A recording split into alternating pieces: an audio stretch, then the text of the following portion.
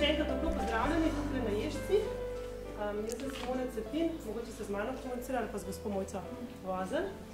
Tole predavanje organizira skupina mamic, ki se tukaj srečujemo tedensko. Podruži nas veliko stvari, predvsem otroci. In zaradi otrok smo tudi prišli do zdrave prehrane in zaradi zdrave prehrane do gospe Mojce Vozelj, ki nas bo danes vodila. Samo bo kaj več o sebi večkrat kasneje povedala, gotovo je nekateri že zelo dobro poznate. Samo predavanje pa bo trajalo približno uro 15. Uro pa pol maksimalno, včasih malo preveč govorim, ampak bom probala uro 15. Kasneje pa gospa Mojca še en teden časa, tako da lahko sprašujete, kolikrat hočete. Tako, lahko do polnoči. Ker vas zanima in izziva, tako da upam, da boste uživali in da boste veliko odnesli s seboj. Ob koncu vas pa še vabim, da si eno jabolko privoščite tako malo za popotnico domov. In to je tako. Hvala, dober dan še enkrat, lepo zdrav vsem. Če kakšni otročki malo jokajo vmes, mene nič ne moti, jaz sem navajena. Sem namreč tudi svetovalka za dojenje in imamo sicer precej manjšem krogu tudi skupinice za dojenje. Tam je pač vse sorte, tako da bom probala biti glasna. Če me slučajno ne slišite, malo mi prosim pomahajte. A je v redu tam, me slišite? Je. Dobro. V redu. Tako, vprašanja o tem, kar boste hoteli vprašati, lahko vprašate po predavanju. Lahko vprašate tudi vmes, če bo karkoli nerazumljivega. Če bom kaj preveč mogoče zakomplicirala ali karkoli, lahko me ustavite in vprašate tako, da razjasnimo takoj. Kot je že gospa Cepinova povedala, jaz sem Mojca Vozelj. Približno 15 let se že ukvarjam, mogoče celo malo več, z raziskovanjem prehrane. Najprej je bilo to predvsem v funkciji mojega zdravja. Jaz sem bila že v zgodnjih 20 letih precej bolna. Zdaj, če gledam nazaj, takrat se mi niti ni tako zdelo grozno, ampak zdaj, ko imam znanje, kakršnega imam, vidim zelo jasno, da je moje telo že v začetku 20 let praktično začelo odpovedovati. In jaz sem si mogla poiskati rešitve, ker ko sem jih iskala s pomočjo recimo zdravnikov, medicine, nisem prišla nikamor. No, potem sem začela brati vse sorte knjigice, recimo take preproste, ko imam tukaj eno, ste sigurno že videli, razstrupljanje, take zelo osnovne stvari. Sem ugotovila, da je to področje prehrane, zdravja, počutja, energij, če hočete, ker hrana je samo ena od energij in ni vse mogočno in zveličavna, ampak je pa zelo bistvena. Ko sem jaz to začela raziskovati, sem ugotovila, da je tukaj ogromno nekih nasprotij. Praktično bereš in bolj ko bereš, bolj se zapletaš v neke zmote in resnice in nekdo govori nekaj, nekdo drug govori nekaj popolnoma drugega in na koncu ne veš več, komu sploh verjeti. Tako da vam lahko odkrito priznam, da ko sem začela brati o prehrani in študirati in seveda sem bila zelo motivirana, ker sem hotela se pozdraviti, sem 5 let brala, bom rekla tako v luft, nisem vedela, kam grem. Nič nisem, nikamor nisem prišla. V 5 letih sem samo požirala stvari, ki so se mi nalagale in so me mnoge še bolj zmedle. Tako da potem so prišli moji otroci. Če danes pogledam nazaj, sem zelo vesela, da sem lahko rodila 4 otroke, ker nisem bila najbolj zdrava. In potem je prišlo tudi zanimanje, interes za dojenje, za mleko, raziskovanje materinega mleka in potem tudi mleka ostalih živali. In ko sem jaz to, bolj sem raziskala, bolj sem lezla v antropološko literaturo, vmes sem pozdravila sebe, tudi imeli smo zdravstvene težave pri enem, oziroma tudi pri drugih, ampak predvsem pri enem od otrok in sem to uredila vse s prehrano. Tako da danes lahko rečem, da razen za kakšna nujna stanja, kot so recimo zlomi ali kaj takega, pravzaprav v moji družini že več kot 10 let ne rabimo kakšnih zdravnikov in smo ugotovili, da je hrana zdravilo. Hrana to, kar sem potem začela raziskovati, me je vodilo globoko tudi pravzaprav nazaj v eno zadevo, ki me je že med študijem pritegnila, to je bila antropologija in je še vedno, rekla, ena taka ljubezen. Tako da zdaj na koncu poskušam iz tega, kar vem, kar sem raziskovala, narediti doktorat. To vam govorim zato, da ne bo izgledalo, kot da sem jaz zdaj nekaj tam študirala po enih študijah in da zdaj mislim, da je znanost vse mogočna in da zdaj jaz pač to akademsko razlagam. Vse stvari, ki jih tukaj danes razlagam, so tudi temelj mojih osebnih izkušenj. Spoznanj, napak, zmot, velikokrat sem brcala v temo, recimo naredila ogromno enih stvari narobe, zato da sem se jih lahko naučila narediti prav. Seveda to, da izhajam iz sebe, nikakor ne pomeni, da jaz zdaj vam prodajam nek recept, ne? Da morate vi delati to, kar delam jaz. Ravno nasprotno, ne? Eni starši so me recimo že včeraj spraševali in sem jim zagotovila, da nikakor to ne bo pridiga o prehrani v smislu, kaj vi morate delati. Vi lahko delate zelo različne stvari. Pravzaprav verjetno lahko delate tudi to, kar delate zdaj. Če ste zdravi, potem nekaj delate zelo v redu, ne? Lahko pa kot na vseh področjih življenja tudi tukaj marsikaj spremenimo, izboljšamo, vidimo, kaj mogoče smo delali narobe, pa teh napak nismo videli, ne? Tako da odprtega duha, odprtih misli, sprejemajte to zadevo in ne se ustrašiti, če boste na neki točki ugotovili, da jaz govorim nekaj totalno drugačnega, kot vi mislite, da je prav. Ker v sodobni družbi sta glede prehrane predvsem dve stvari zelo značilni. Ena je, da je okrog prehrane spletenih zelo veliko mitov, dogem, ideologij, skratka nečesa, kar nas nekdo, neka skupina ljudi, mogoče celo naša krovna, ne, zahodna potrošniška družba, kultura, sili, da mi mislimo, da to tako je. Pa mogoče sploh ni, ne? Zelo verjetno ni. Boste videli, zakaj. Glejte, na drugi strani imamo pa v prehrani zelo veliko teh nasprotij, ne? Vam dam samo recimo za uvod nekaj takih iztočnic vprašanj, da boste videli, kaj mislim s temi ekstremi. Jaz sem prepričana, da vi pravzaprav vsi zelo dobro veste, katera hrana v zgodovini človeštva je tista, ki je naredila civilizacije. Ne? A veste, katera hrana je naredila civilizacije? Žita, ne? Žita so, brez žit ni civilizacije. To je dejstvo. Če sam pogledate recimo stari Egipt, je to dosti jasno. Na drugi strani, a veste, katera hrana je tista, ki je najbolj prizadela zdravje ljudi? Če odmislimo zadnjih 300 let in če recimo izvzamemo sladkor, ne? Ker sladkor je zmagovalec številka 1 v vseh pogledih, vseh kategorijah, ampak če to odmislimo od teh 300 let, ne, industrijske družbe, katera hrana je tista, ki je najbolj prizadela pa poškodovala zdravje ljudi? Tudi žita, tako. A vidite, tukaj gre za ene zelo, to je dosti ljudi, to težko verjame, sprejme ali pa razumejo hitro, ne, ljudje hitro to razumejo, ampak žita so hrana, ki so naredila civilizacije in poškodovala zdravje ljudi. Recimo, pol poglejte na severnem polu, ne, vsi vemo, da so maščobe tista hrana, brez katere gor ne morete živeti, ne.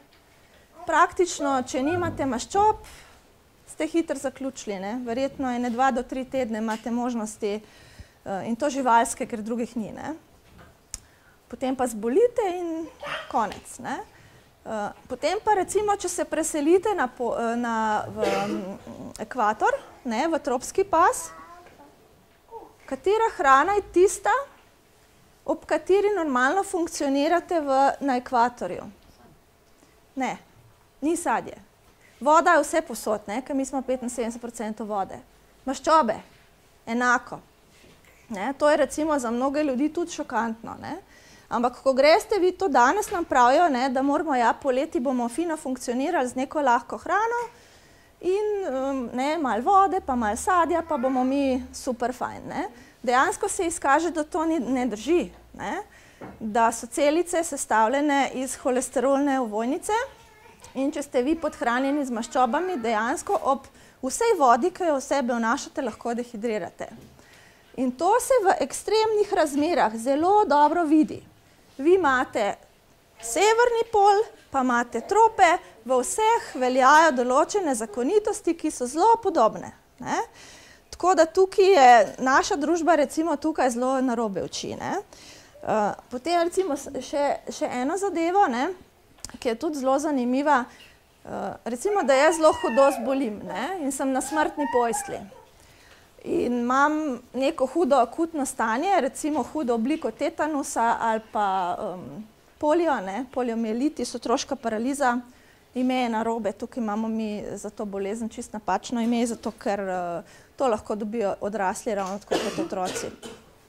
In če bi jaz to recimo imela zdaj tako stanje, pa bi imela možnost eno samo zdravilo zbrati, za katero vem, da bi me v nekaj urah, mogoče v enem dnevu, dveh, ne, postavilo na noge in bi bila jaz popolnoma razmeroma okej. Ne. Se pravi, iz tega, da bom umrla, na to, da začnem funkcionirati spet. Ne. Kaj bi vzela? Ne? A kdo ve?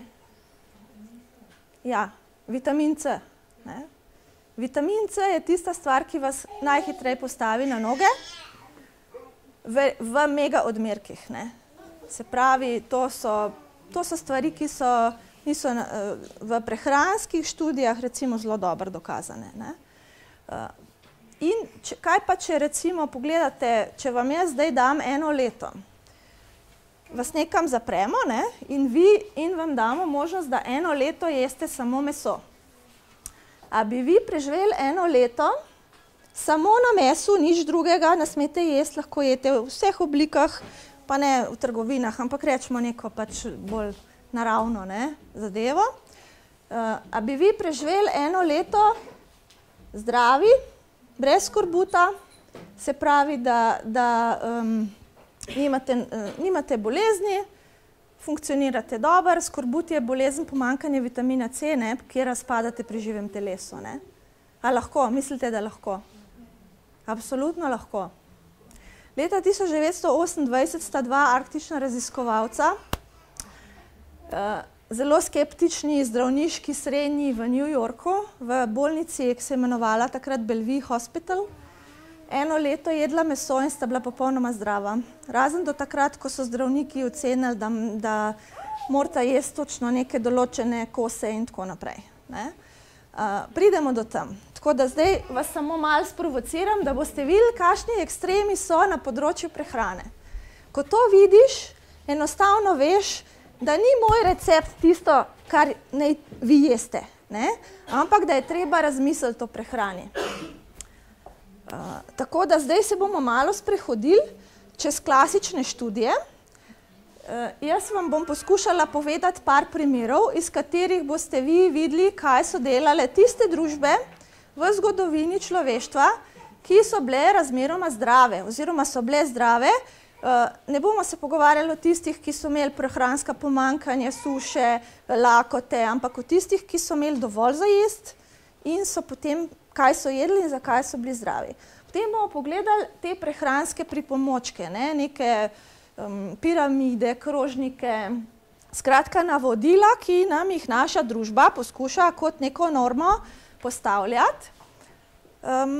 Kaj bi mi morali danes delati? Ne? Ker vse družbe pač naredijo en sistem, imajo neko kulturo prehranjevanja, zato da se nam posameznikom s tem ni treba ukvarjati in potem to prenašajo na druge. Ne? Zdaj, te zadeve so lahko zelo funkcionalne, v nekaterih družbah so take, v nekaterih so pa zelo nefunkcionalne in potem ljudje zbolevajo.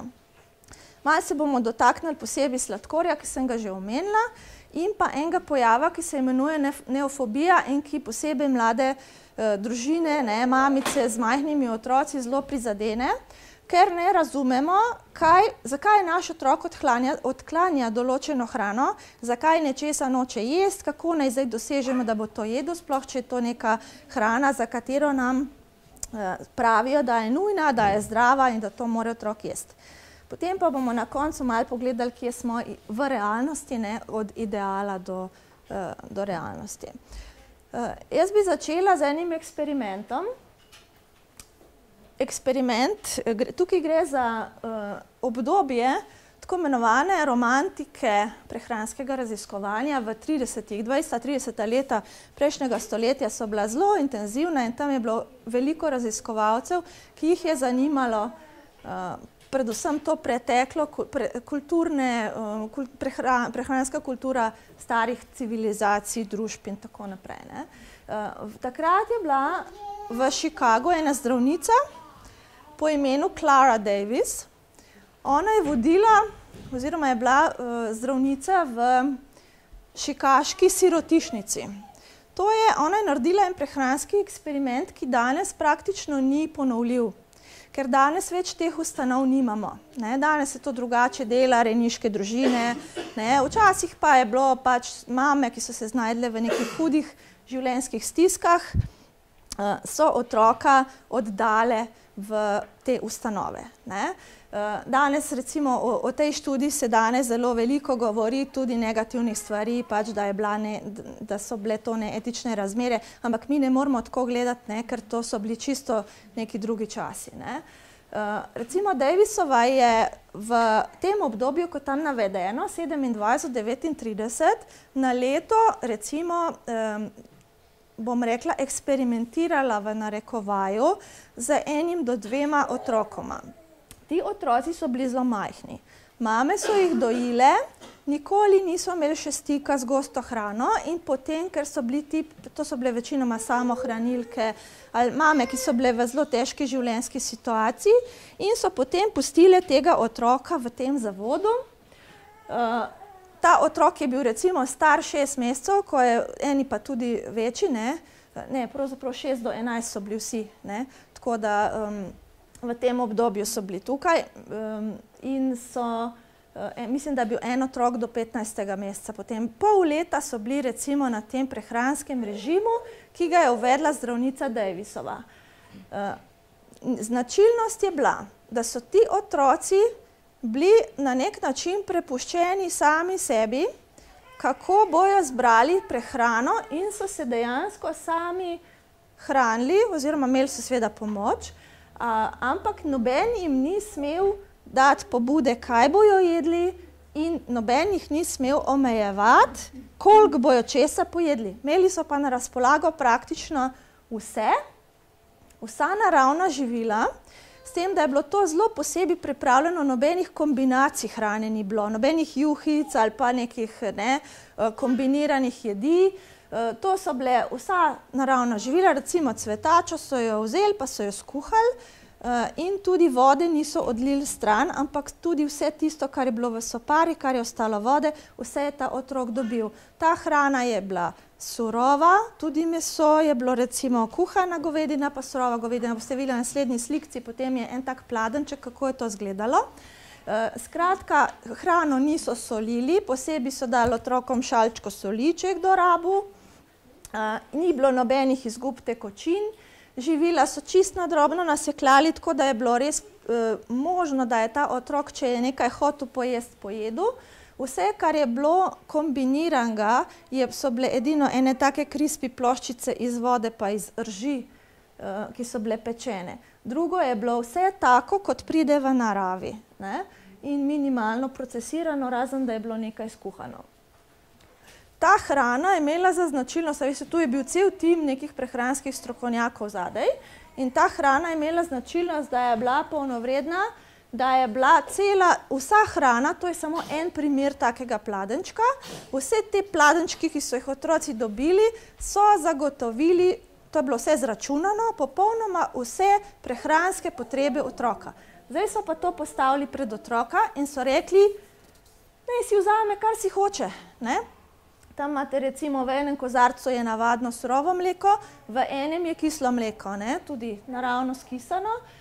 Potem je recimo imate kuhana govedina, surova govedina, kuhan kostni mozek, navadna sol, surovi korenčki, to je bilo vse nastrgano, na čisto majhno, tako da cvetača, piščanec in skratka te stvari. Zelo veliko kombinacij. Potem so videli, kaj je otrok preferiral in so mu tistega dali več, ker so hoteli resnično vedeti, da je pojedel čisto vse, kar je hotel. Če je pojedel 2 banani, so mu dali še 3. pa ta 4. Če je pojedel 3, je pojedel 3.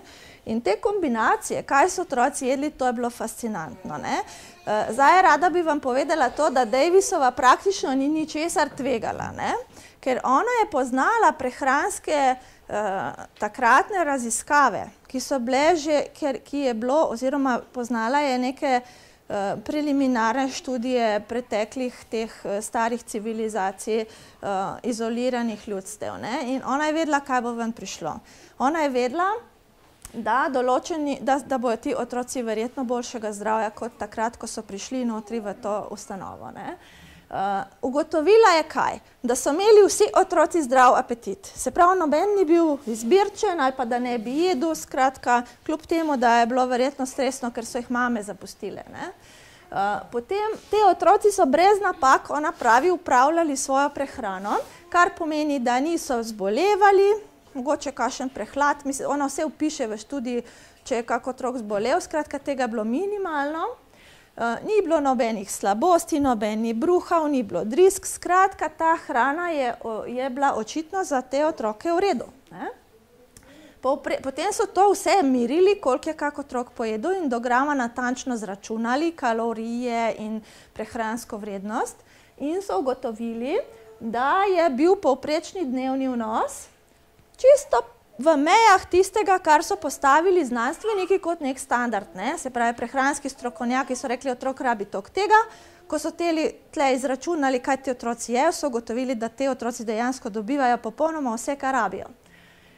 Čeprav, recimo, to je izgledalo tako, da otrok je nekaj pokazal, se veste, 6 mesecev star otrok, kaj lahko se sam nahrani.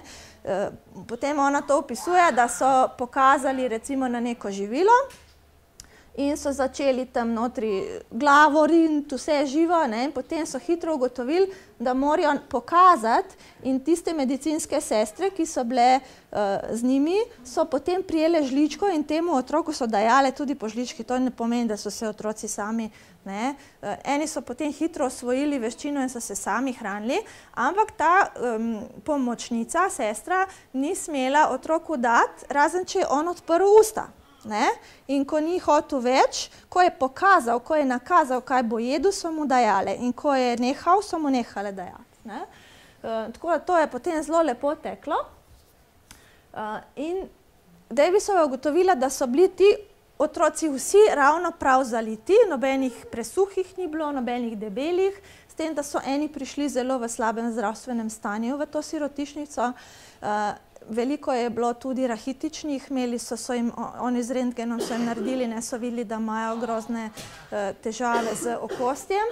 No, ko so to potem ta eksperiment delali 6 mesecev, enkrat ali dvakrat zapored, se je ugotovilo, da tisti rahitični so imeli odlično kalcifikacijo kosti in da ta rahitis je izginil. Je pa to, da so tem otrokom, ki so imeli rahitis, na pladenček dajali, oziroma mislim, da tudi drugim, en tak mali kozarček ribjega olja. In izkazalo se je, da tisti, ki so bili rahitični, so to olje pili toliko časa, dokler so bili rahitični, potem pa so ga nehali piti. No, najbolj zabavno je bilo pa, ker so to videli nutricionisti in drugi pediatri, ki so že takrat govorili isto, kot vam govorijo zdaj. Otrok bo jedel recimo malo žit, pa mleka, recimo žitno kašico, potem bo pojedel malo sadja, pa rumenjak, jajce mora pojesti, pa malo mesa, ker drugače to ne bo funkcioniralo. No, in izkazalo se je, da so te otroci jedli grozne kombinacije. Recimo je pojedel skodelico surove govedine pa 3 banane. Naslednji dan se je basal samo z nekim korenjem in je pil zraven, ne veš, mleko, pa malo ribjega olja. Mislim, to so bile grozne kombinacije in to so se za glavo držali. In ona lepo napiše, to je bila nočna mora za te nutricioniste, ki so njene zapiske gledali. In še danes, a veste, so isti predsodki, ker ko to študijo za nazaj gledajo, ne, ko ugotovijo, kaj je ona s temi otroci delala, ne, se zgrozijo in to se potem usuje poplava nekih kritik, kaj je ona to zlorabljala te otroke. Dejansko so ti otroci bili bolj zdravi kot večina takratnih otrok, ki so imeli seveda tudi pomanjkanje, ne, recimo revne družine in tako. Skratka, in to niso jedli, en dan niso jedli enako kot drug, ali pa so 3 dni zapored jedli isto stvar, ali pa en teden isto, potem se je pa to obrnilo, pa niso sploh več tistega si pritaknili, ne. Skratka to. Zdaj recimo najbolj problematično je, kako si to razlagati, ne. In večina ljudi, ko to prvič vidi, sklene, da aha, zdaj pa je to treba razlagati, kot da otrok najbolj ve, kaj je dobro za njega, ne. To ni res, ne. Vi ne smete zdaj to gledati, kot da je to potrditev nekega permisivnega pristopa, mi bomo postavili kaj neki, on bo sigurno že vedel, kaj mu paše. To seveda drži samo in izključno v nekih pogojih. In ti pogoji so v okolju, tako kot tamle vidite, ko so otroku na voljo ustrezne količine, se pravi, da ima neomejeno možnost naravne, neprocesirane hrane. Mi ne jemo tako, ne. Davisova tudi pravi, absolutno so starši tisti, ki naj poskrbijo odgovorno za prehrano otroka, ne da postavijo pladenj pred njega in čakajo, ampak dejansko, če bi vi postavili vsa živila iz narave na ta način, obstaja možnost, da bi dobili podoben rezultat, ne. Samo zdaj treba bi bilo točno poznati okoliščine. Skratka, če pa vi tukaj, takoj ko vi dodate moderno prehrano, karkoli iz naših trgovin, kar je procesirano, recimo, ne vem, nekaj, kar ni tako grozno, ne, recimo sir, ki so ga naredili iz pasteriziranega mleka. Takoj, ko začnete postavljati tako hrano, ki je procesirana, ki ima prizadete ali pa okrnjene, odvzete določene naravne snovi, vam to vse pade. Ta hrana je izgubila določene sestavine in apetit dojenčka, malčka na tej hrani ne deluje več prav, ampak zmotno. Ne? No, to je zdaj druga zadeva, ne. Teh študij, veste, je zelo veliko. Jaz vam bom zdaj pokazala recimo nekaj tega, ne. Potem je bila v istem obdobju ena zelo zanimiva afriška študija narejena, kjer so analizirale zdravje otrok v Keniji, v ljudstvu Masaji in ljudstvu Kikuji. Masaji so zelo zanimivi, ne, ker v Keniji so bili v tistem času masajski vojaki standard zdravja. Kaj so oni jedli? Oni so jedli praktično samo 3 stvari. Meso, mleko in kri. Kri je tako kot mleko, ne? Mleko je bela kri, ne? Nam je to seveda grozno, ker živimo v drugi kulturi, imamo pač tukaj svoje poglede na prehrano. Ampak že tisti moški, ki niso bili vojaki, ki so bili recimo poročeni, in tudi ženske, otroci so dodajali, tudi to jejo, ne, še danes, ampak dodajajo še drugo, žita, zelenjavo in med. Oni niso tako zdravi, ne, in za vojake je rezervirana ta živalska hrana. Medtem ko na drugi strani imate Kikuje, ki so bolj ali manj rastlinojedi, ne. Oni jejo rastlinsko hrano, meso je minimalno, razen za to imajo pač določene norme, ne. Starejši recimo ljudje in mladi fantje so pili mleko, slabo so fizično razviti, precej imajo zdravstvenih težav, otroci so šibkega zdravja, imajo rahitis, imajo ta afriški napihnjen trebušček. Zdaj pa, če pa pogledate recimo ženske, se pa zgodba malo obrne, ne. Kikuju ženske se pa izkažejo, da so bolj zdrave kot Masajke, v določenih spet pogojih, ne. In sicer Kikuju ženske dodajajo mineralno zemljo, tako kot recimo danes ljudje pijejo glino, ne, pri nas. One dodajajo mineralno zemljo bogato z manganom, ker so se kulturno z generacije v generacijo naučile, da je ta rastlina bogata z nečem, danes vemo, ker smo pač to raziskali, da je to mangan recimo, ne, ki povečuje zdravje v nosečnosti in spodbuja tudi laktacijo, da te ženske dobro dojijo. Medtem ko masajke imajo pa neke težave. No, naj še to povem, da masajski otroci so zelo zdravi, dokler ne grejo v šolo, kjer pa jejo prehrano kikujev. Se pravi, zdaj, kaj se zdaj zgodi s temi ženskami, ne? Masajske ženske so pa zdrave, praviloma, dokler ne zanosijo. Zdaj, to ne vse posod, ker tudi masaji niso zelo, niso samo, ne vem, enotni, se bo kasneje potem videlo, da ne. Te ženske so imele v določenem krogu zelo težko nosečnost, težave s sterilnostjo, bile so nagnjene k težavam z dojenjem, skratka niso mogle dojiti in izkaže se, da imajo te ženske stroge prehranske tabuje. Če povem po domače, one se bojijo, da jim bo trebuh toliko zrastel, da bo ta njihov trebuh pomečkal dojenčka. Ne? In ker imajo to je cela kulturna, mislim, to so resne stvari, ker one to dejansko verjamejo in okoli tega so spletene cele štorije in miti in skratka cela metodologija okoli tega. One ne smejo jesti mleka določenih krav, ne smejo jesti mesa določenih krav, ne smejo praktično nič. In bolj, ko se bližajo visoki nosečnosti, bolj one pijejo prevreto sirotko, ne, in manj, skratka, bolj jih je strah tega trebuha. Ne. Zavreto kislo mleko, na koncu pa še samo zavreto sirotko. Skratka, hudo procesirajo to svojo hrano. Ne. No, kasneje v 60-ih letih pa je šla ena zelo zanimiva ekipa prehranskih strokovnjakov na čelu z Mannom in Šeferjem v Afriko in so pogledali, če imajo te masajke kaj holesterola, ne, glede na to, da večinoma jejo pač meso, pa mleko, pa kri, ne. To mora biti grozno, če si skozi na tej prehrani, ne, to belska logika. Gremo mi v Afriko pogledati, kaj je zdaj s temi ženskami, koliko imajo kaj to holesterola, pa edemov, pa tako naprej. In so ugotovili, da tega nimajo, ne? Da so one popolnoma zdrave na tej prehrani. Ne?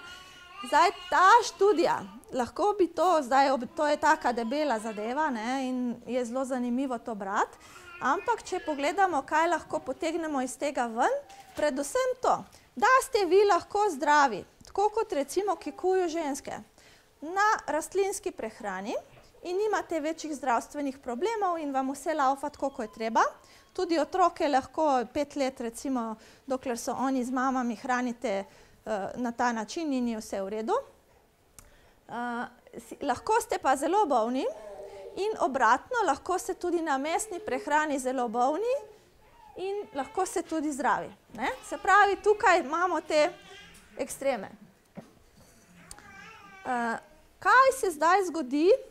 Zakaj do tega prihaja? Mislim, da ena najboljših študij, ki je bila kdajkoli narejena, je študija, oziroma bom rekla kar življenjsko delo, Westona Pricea. On je bil zdravnik, zobozdravnik iz Chicaga tudi.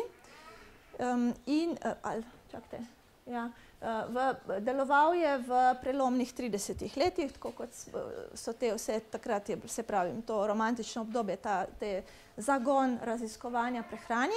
On je šel svojo ženo po celem svetu v času, ko so še obstajala izolirana ljudstva in je preučil, kaj jedo tista ljudstva, ki so zdrava in tista ljudstva, ki niso imela stika z belo civilizacijo. Ugotovil je, da so vse predmoderne družbe, ki so izolirane od naše bele civilizacije, razvile neko specifično kulturo prehranjevanja, da imajo to znanje o prehrani, lahko tudi v obliki nekih mitov, tabujev, skratka, ljudem se s tem ni bilo treba ukvarjati, oni so prenašali to znanje naprej, to lahko ješ, to ne smeš, ne. Skratka, to znanje je bilo, tam, kjer je bilo hrane dovolj, je bilo funkcionalno. Skratka, oni so to prenašali iz roda v rod in ob stiku z moderno civilizacijo pa se je zgodilo nekaj prelomnega. Ta ljudstva so začela zbolevati. Najbolj očitno je bilo to tam, kjer so bile najbolj ekstremne razmere pri Eskimih.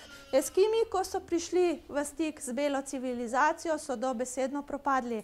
Oni niso bili tako slabega zdravja, tako kratke življenjske dobe, kot mi danes mislimo.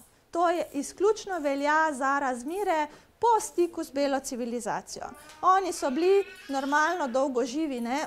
Stefanson, recimo, ko je z njimi živel v 1905-12, ne? Tam v tistih letih, lepo pove, tam so bile generacije otrok, staršev, starih staršev, skratka, to so bile normalne življenjske razmere, ne? Mogoče je bilo več poškodb, ne? Zaradi lova in tako naprej. Ampak niso to bili ljudje, ki so umirali pri 40 letih, to, kar danes mislimo o Eskimih, ne?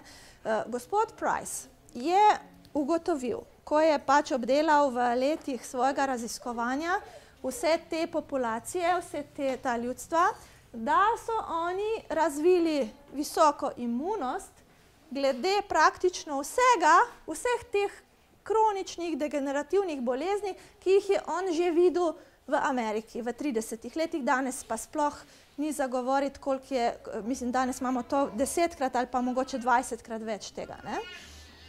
Dokler so oni živeli po svoje, so bili oni v redu, brez srčno-žilnih obolenj, brez diabetesa, ne, brez rahitisa, osteoporoze, ne, teh bolezni. Ko se je civilizacija bela umešala v njihov razvoj, se je začelo to, ne. On je recimo, ker je bil zobozdravnik, pa ni raziskoval samo zob, ampak tudi nasploh zdravstvena stanja teh ljudi. Recimo, predvsem veliko piše o tuberkulozi, ne, tistih, ki so živeli po prehranskih modrostih teh starih tradicij, ne, in tistih, ki so živeli na beli prehrani, tam je bila pač tuberkuloza hud problem. Ampak ker je bil zobozdravnik, ne, je predvsem gledal, najprej je pogledal zobe, ne, in je videl, da imajo tisti ljudje, ki so prišli v stik z belo prehrano, hude težave in v bistvu degenerativni karies, ne. To, kar imamo danes kot cela populacija, ne. Jaz vam, recimo ta knjiga, imam tukaj sabo, ne, že malo razpada, tako da lahko si jo tudi kasneje pogledate, je polna takih slik, ne. Recimo, to sem, imate recimo te, on je vzel sabo fotoaparat pa svojo ženo, pravijo, ne, in je naredil dejansko neko pionirsko delo, ki ga danes ne morete ponoviti, in vsak, ki ga zanima prehrana, recimo, da se s tem ukvarja tako kot jaz, mimo tega ne more, ne. Prej ali slej pridete do tega in vidite, da je tukaj notri ogromno ene modrosti. Res, da se danes to tudi napačno interpretira, so fundacije, kjer pač ljudje to delo promovirajo, govorijo lahko določene stvari, tako kot je on povedal, lahko pa tudi malo po svoje, ne. Ampak dejansko videlo se je to. Poglejte zdaj naprej, recimo, kaj je on odkril, ne. On je odkril, da če vi začnete iz nekega tradicionalnega, starega kulturnega okolja, kjer ste bili zelo dobro prilagojeni na tisto okolje, na tisto prehrano in recimo ni bilo teh bolezni, pride do motenj rasti, pri otroci do deformacij kosti, se pravi rahitisa, ne. Potem ozek obraz, tudi ozek skelet pri ženskah, zaradi tega so se pojavile težave z porodi, to, kar imamo mi danes tudi kot populacija, ne. Ženske težje rojevajo, kot so nekoč, to je on ugotovil, da zaradi tega, ker se medenica na tej hrani ne more pravilno razviti, ne. Zdaj, to ni seveda pri vseh ženskah, ampak je lahko stvar problematična za celo populacijo, ne. Potem pojavljajo se razne okužbe, on predvsem ugotovi recimo tudi to, kar sem že prej omenila, diabetes, slinavka je prizadeta, ne, motnje v delovanju hormonskega sistema, ščitnice, povišan holesterol, ni stvar mesne prehrane, kot ste prej videli, ne, pri recimo Eskimih ali pa kjerkoli oni, ali pa pri Masajih, ne, tam ni holesterola povišanega, ne. Povišan holesterol je stvar bele moke, belega sladkorja, ne, tem je problem.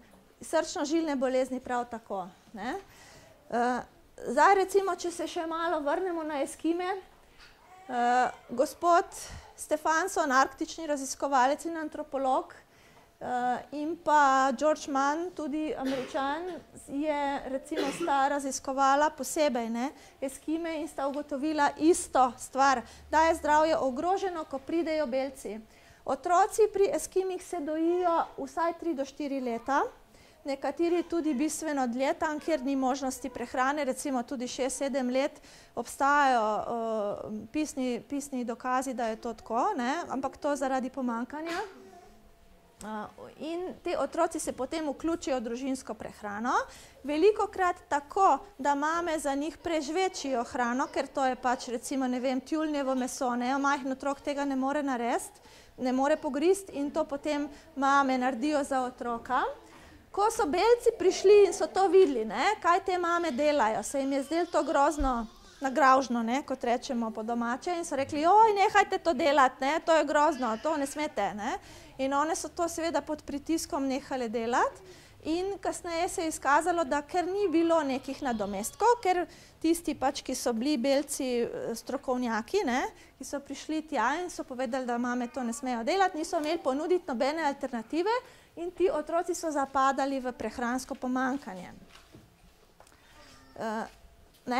Recimo, to je tudi zanimivo. Ko je Stefansson živel z Eskimi, je zelo jasno povedal, da tudi v drugih družbah se isti vzorec pojavlja, da je, recimo, to je iz njegove knjige ven, mama, ki je opazoval ženske, ki so pripravile kosilo, odrezala je ribjo glavo in jo dala na stran, da jo bo popoldne skuhala za otroke. Ribja glava je najboljši del. Seveda, oni niso vedeli, zakaj. Danes je to razmeroma jasno, ker ribja glava ima zelo veliko za očmi, vitamina A. In ledvice, meso organov, to je bila v bistvu tako imenovana sveta hrana. Ledvica Eskimi dajo otrokom, kot bi bili bombončki. Oni so že vedeli, zakaj. Mi danes imamo pač neke svoje poglede. No, zdaj popolnoma ista zadeva se pojavlja tudi, da ne boste rekli, da samo te stare gospode, ki so že malo out. Gospod profesor dr. Michael Gracie, on raziskuje še zdaj na univerzi v Avstraliji, ta vir je iz leta 2000. On raziskuje že kar nekaj časa avstralske domorodce aboriđine in ugotavlja popolnoma iste stvari. Dokler so bili oni prilagojeni na naravno okolje, čeprav Avstralija je problematična, je pomanjkanje kar bilo prisotno, zato se je tudi razvil kanibalizem, kot mnogi verjetno veste, ampak o tem ne bom govorila. Skratka, do 17. 18. stoletja, takrat, ko se pojavi beli kolonialist, oni postanejo v 100, 200, 300 letih najbolj bolna populacija avstralske družbe, ki praktično ne je drugega kot manj vredno hrano iz belskih trgovin. Tisti, ki so ostali na svoji tradicionalni prehrani, so popolnoma v redu. Tako da niso oni kot neka rasa, ne vem, degenerirani, deformirani, tako kot za Eskime rečejo, z njimi nekaj narobe, to ni res, Oni so bili samo v stiku z belo prehrano, samo tem je problem. Pa še mogoče še kakšen zraven, ampak dobro, to je glavno. Kaj aboriđini cenijo? To, kar vsi do zdaj. Najbolj cenijo tisto, oziroma oni imajo določeno sveto hrano, najbolj cenijo recimo tista živila, ki so bogata z določenimi vitamini in minerali. Recimo oni živalske maščobe pa med. Zato tudi vidite v kakšnem filmu, da nabirajo gosenice, zato ker so pač to vir naravnih maščob. No, potem, ko se oni prilagodijo, pride do podhranjenosti, recimo opisani so primeri 11-letnih otrok z diabetesom, povišanim holesterolom, kronično debelostjo, visoko smrtnostjo, se pravi, tega ni bilo, dokler ne pridejo belci. Zdaj, razlika je tukaj, Kaj so jedli predmoderni ljudje in kaj jemo moderni ljudje. To zdaj posplošujem seveda, ne trdim, da to vi jeste ali pa da to jaz jem ali pa kdorkoli, ampak gre za povprečje, ne. Gostota, ključna je gostota hranilnih snovi. Če vi pojeste nekaj, kar ima naravno gostoto hranilnih snovi, potem ste na veliko boljši poti, kot če jeste procesirano hrano. Recimo tukaj je en izraz, mogoče v angleščini je malo bolj jasen, nutrient dense pa nutrient empty. Se pravi, gosto s hranili in prazno, opustošeno hranilnih snovi. Tukaj je bistvena razlika. Se pravi, ne gre za to, a ste vi vegetarijanec, a ste vi mesojec, a ste vi ne vem kaj, pranojec ali makrobiotik. To so bolj ali manj ideologije, predalčkanje. Jaz se tudi lahko predalčkam, pa se ne maram. Lahko bi se že 16krat popredalčkala, ker sem poskusila praktično vse diete, ker sem toliko mogoče malo celo pretirano eksperimentirala sama sabo. Ampak ni keč v tem. Problem je v tem, ali ste vi zagotovili dovolj prehransko nabite goste hrane, se pravi nabite s hranilnimi snovmi, ali pa ste vi posegli po živilih, ki so siromašna z temi. In tukaj seveda naše trgovine so polne, verjetno je, ne vem, 80% hrane v današnjih trgovinah je iz kategorije demineralizirane industrijske hrane. In tukaj je problem, zato smo mi bolni, ne zaradi mikrobov, ki letajo po zraku.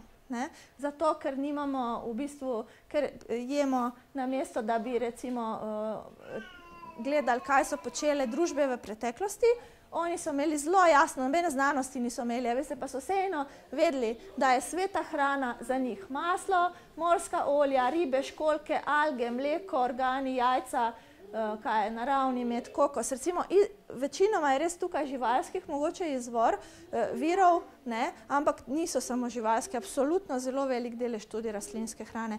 Varira pa to med kulturami, odvisno tudi od dostopnosti okolja. Danes imamo na voljo vse, mogoče se nam je celo težje odločiti, ker nekoč recimo, ne vem, določena pri Indijancih se to lepo vidi, ameriških domorodcih, oni imajo določena plemena, so popolnoma mesojeda, določena pa so vegetarijanska. Se pravi, gre za, kaj je vam dostopno v okolju. Danes vam je dostopno vse, razen pač, da je problem denar, ampak kakšna hrana je dostopna? To je vprašanje. Se pravi, problem ni v tem, ali ste vi se popredalčkali, pa mislite, da boste na eni hrani zdravi, na drugi pa bolni, ampak je problem preferenca do, recimo to, ali kaj ste vi s hrano počeli. Zdaj tole, kar vam z rdečo piše. Kritično v moderni hrani, za razliko od predmoderne, je sklop ADEK, se pravi vitamini topni v maščobah. Tam, kjer piše preferenca do beljakovin in maščob, to so vse živila, ki imajo visok delež ADEK, omega-3 in holesterola. Potem pa imajo tudi možganske minerale, mi jemo tukaj oksidirane maščobe, procesiramo olja in tako naprej. In je to problem. Predmoderne družbe so jedle tudi bakterijsko bogato hrano. Mi se danes bakterij v hrani bojimo, mislimo, da bomo zboleli zaradi bakterij, dejansko pa imamo občutek lažne varnosti. Poglejte, kaj smo zdaj mi naredili s temi piramidami. Čakajte, bom jaz zdaj vzela tale moj, kam sem ga pa dala?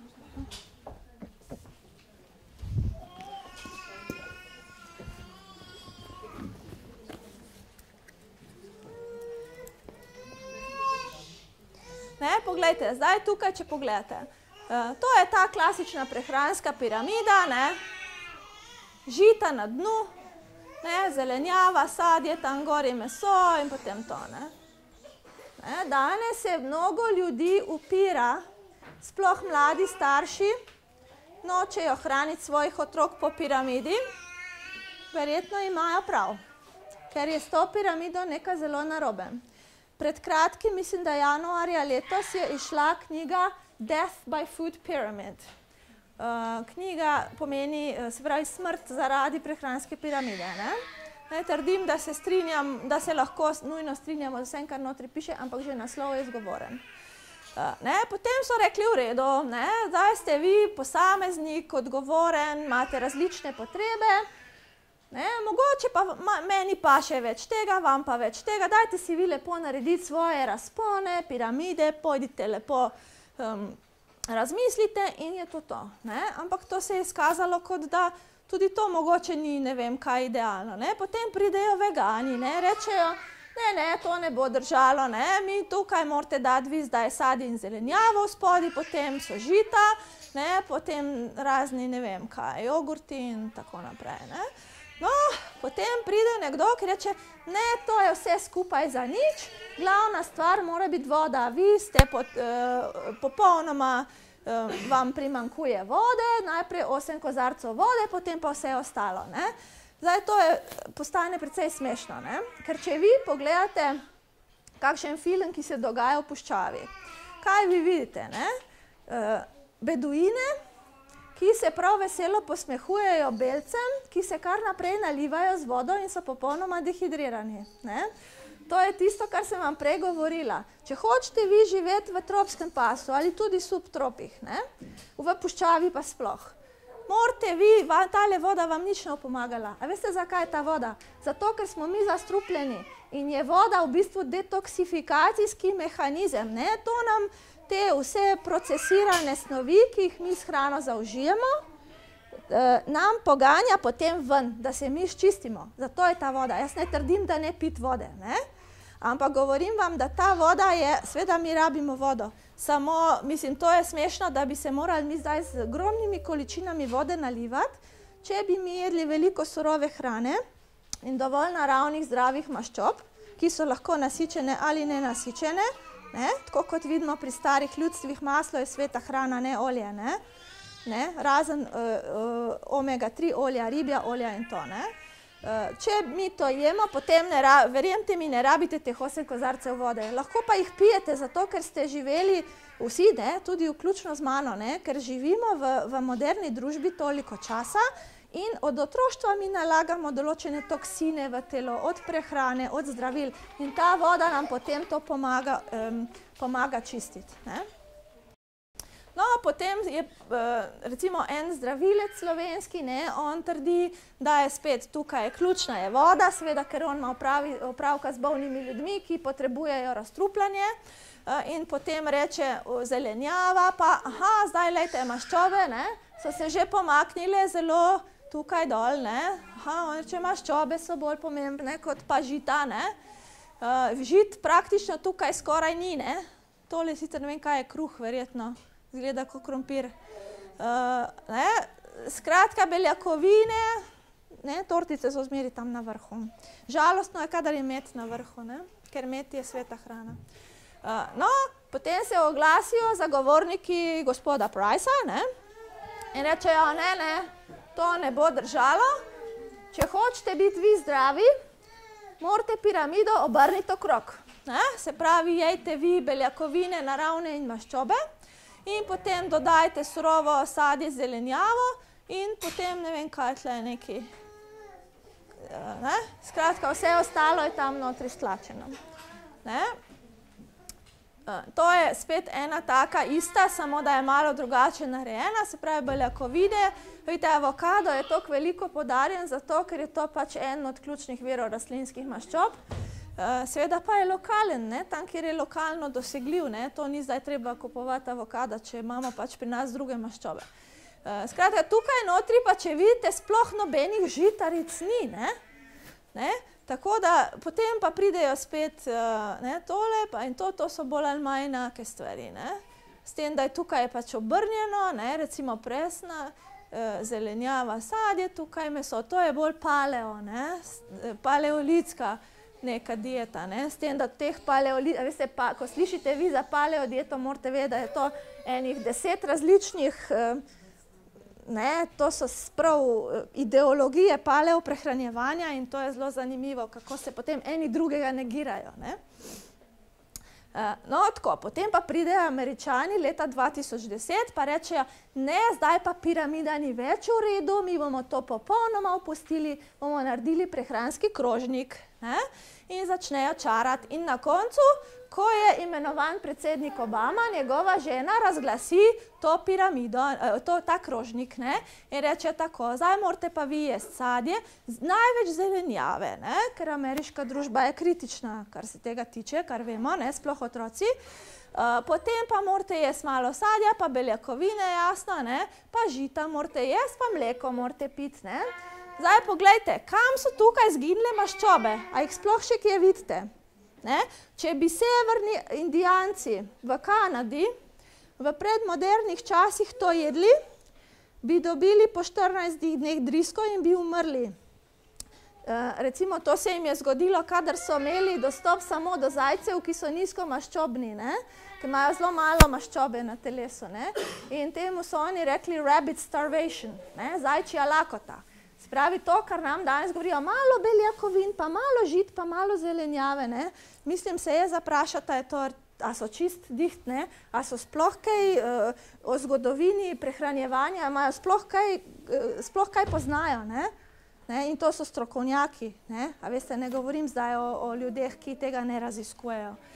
Ne, potem spet pridejo vegetarijanci s svojim krožnikom in rečejo, ne, to ne bo šlo, mi rabimo maščobe, kar je absolutno prav. To sem zelo vesela, ker to uradna doktrina to očitno je totalno pogrnila. Ampak oni recimo pretežno malo nekaj beljakovin, ki jih dobijo, tukaj so tudi ribe sicer zraven, ne, ampak dobro, jajca, ne,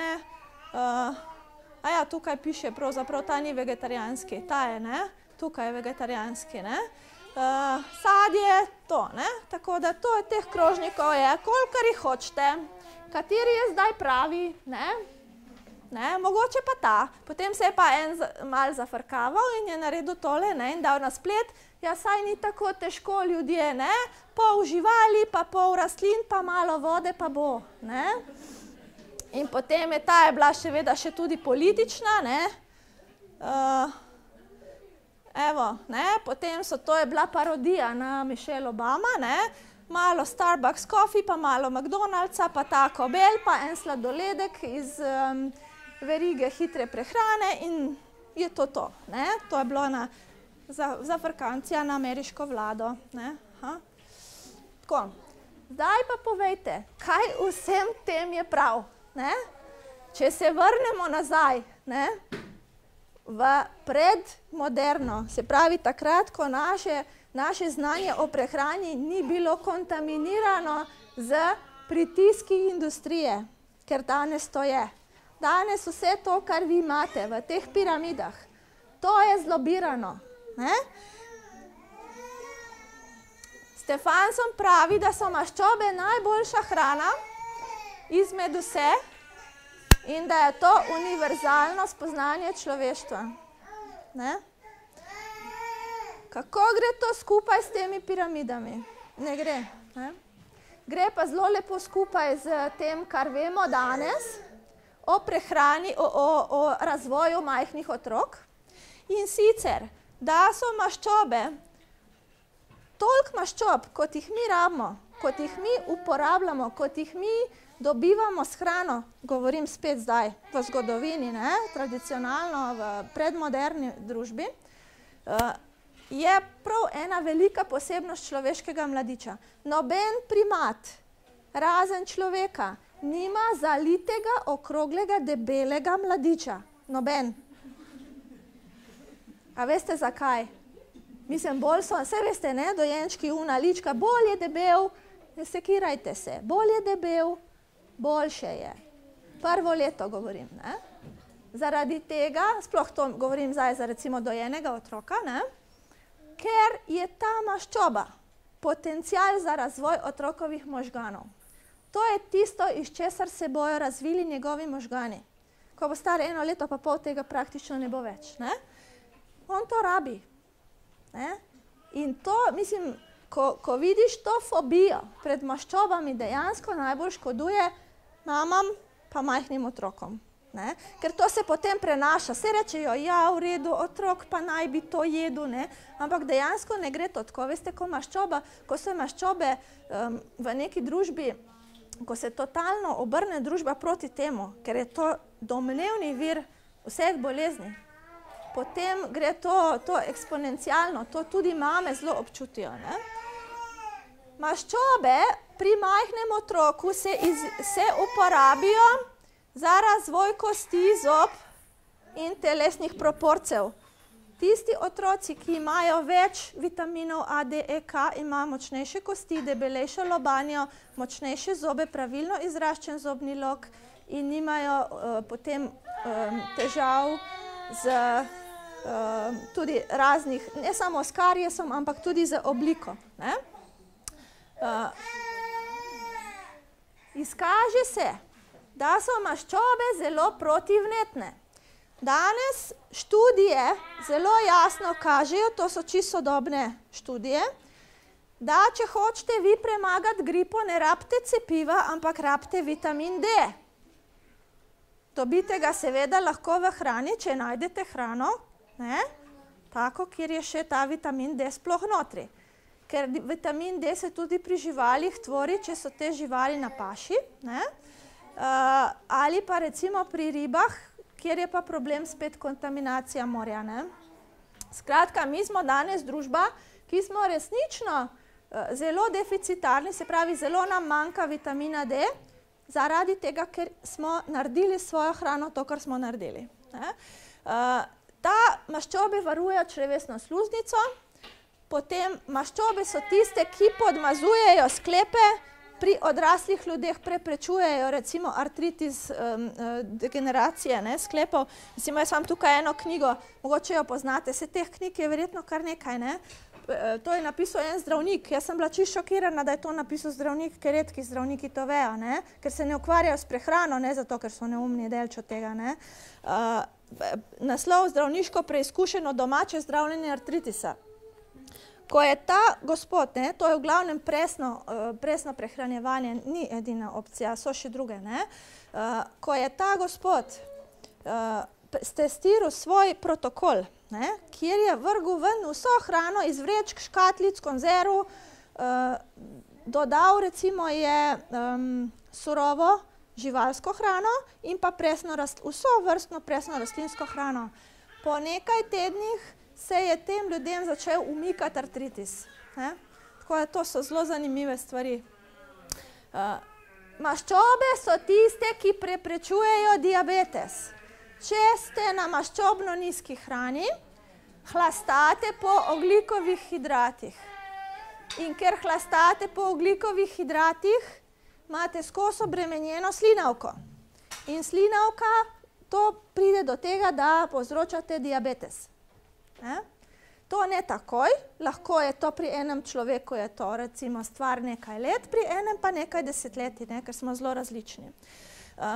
In potem tudi tisto, kar sem že prej povedala, ko smo govorili o tropih in o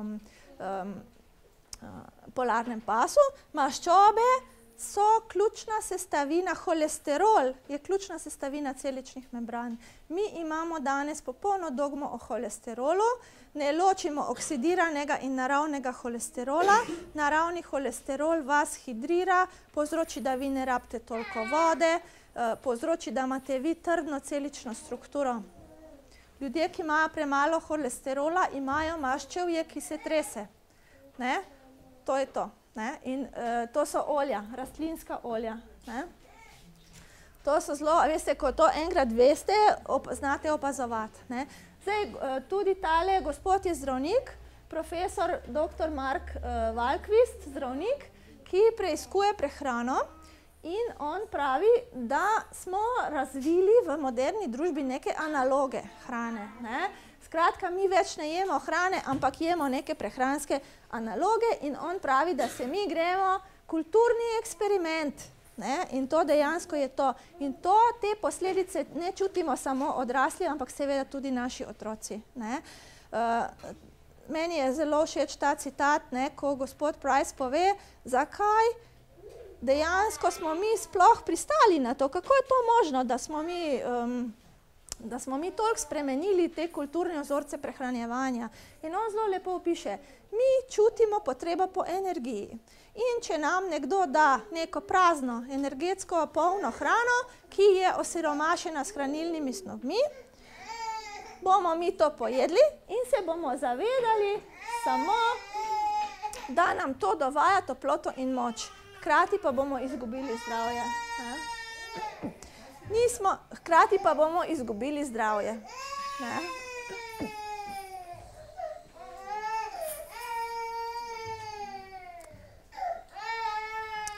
Samo še dve prosojnice imamo o sladkorju in o neofobiji. Zakaj mi danes ne moremo spustiti tega pregrešnega sladkorja? Strokovnjaki nam hočejo pokazati, da smo mi napačno narejeni, da nas je narava se je zmotila, ko nas je naredila. Ona je nam dala genetsko predispozicijo, ki smo jo mi potem realizirali, ko smo prvič pili mamino mleko.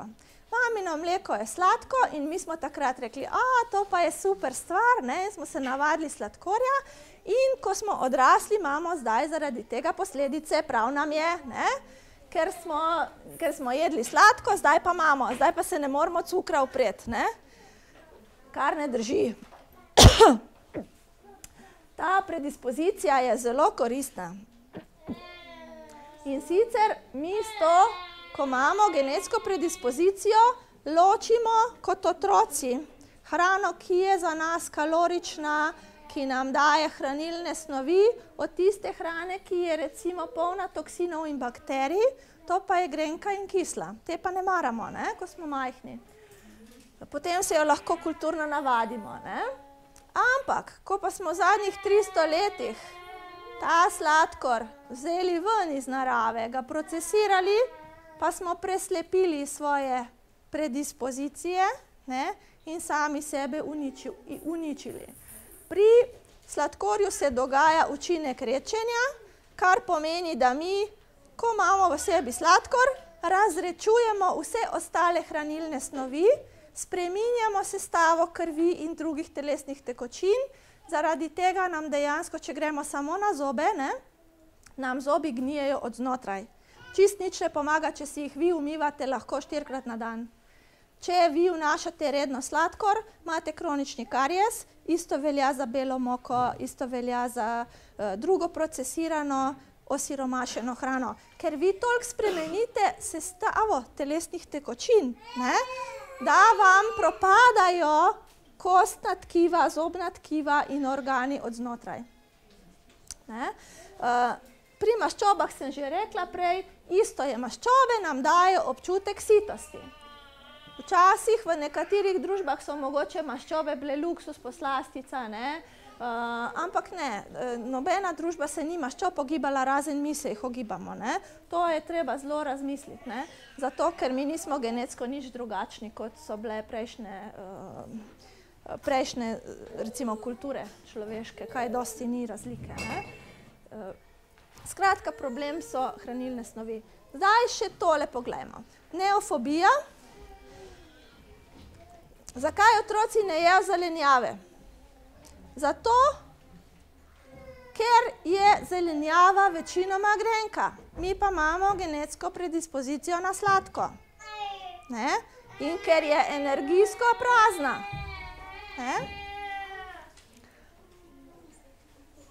Nekateri otroci imajo neofobijo bolj zgodaj, drugi pa kasneje. Vsi jo imamo, tudi odrasli. Predstavljajte si, da greste vi zdajle na potovanje, pa zvonetom širugo, pa pridete k masajem, pa vam dajo tam kri za pit. Totalna neofobija. Jaz ne vem, če bi. To je pač kulturno, veste, pogojeno. In hrana, ki jo ne poznamo, ki jo nismo vajeni, jo ne pijemo, jo ne jemo. Tudi odrasli, ampak otroci imajo pa to še posebej izrazito. To je intenzivno obdobje neofobije je 2 do 5 let, potem pa to počasi upada.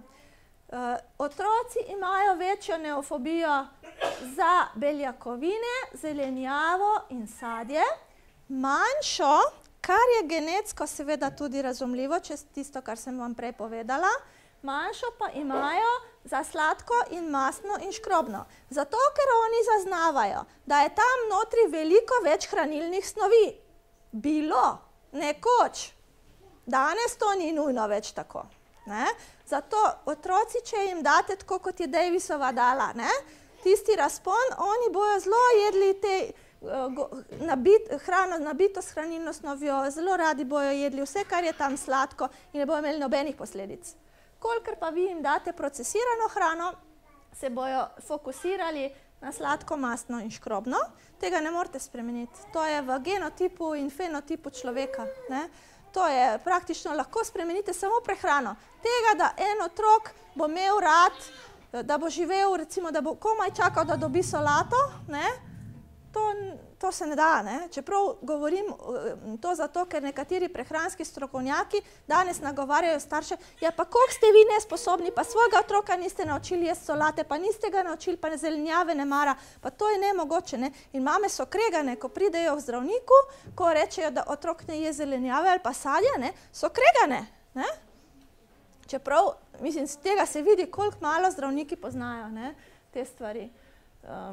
Odklanjanje zelenjave, stvari, ki rahlo grenijo, ki so prazne ali pa imajo slabo gostoto prehranskih snovi, ki so dokaj take, ne? Zelen je list, ki pa to, ne? To je normalno, če otrok odklanja, tudi če odklanja 5 let.